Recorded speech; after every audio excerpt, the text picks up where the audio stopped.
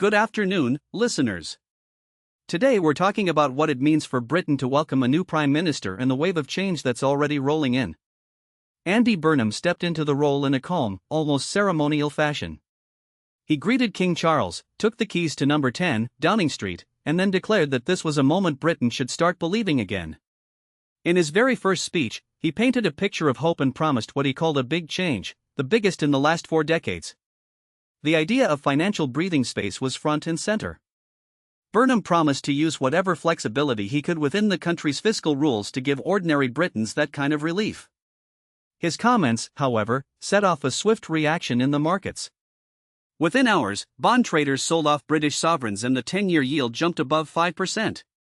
The pound fell a bit against the dollar, showing that investors were nervous about the new government's fiscal stance. The Highwire Act is only just beginning.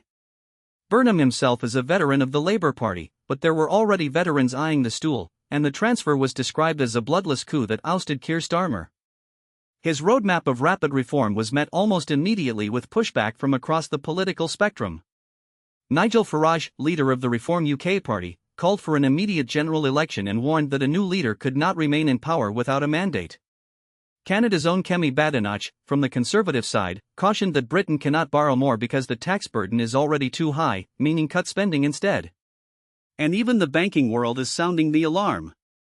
Jamie Dimon, chief executive of JP Morgan Chase, told a podcast that the bank might rethink its planned $4 billion London office if Burnham were to impose heavy new taxes on lenders. So while Burnham's supporters are gleaming with optimism, calling the moment a circuit breaker for the nation, a reset of expectations, the reality on the ground is that his next move will require serious trade-offs. Meeting the public's thirst for change while keeping the economy stable will test not only his policy choices but also his ability to unite his own party, which still has questions about how the messaging will land. Change, as the old saying goes, is a balancing act. Burnham needs to walk the line. You convincingly broaden economic opportunity while keeping the core fiscal rules firmly in place. The markets are already acting on his words, and the political field is quick to respond. All of that means there's still a lot of uncertainty ahead, but also that this is a pivotal moment for Britain as it can assume the possibility of hope and harness it into tangible progress. That's the story we'll keep you updated on. Thanks for catching up with us.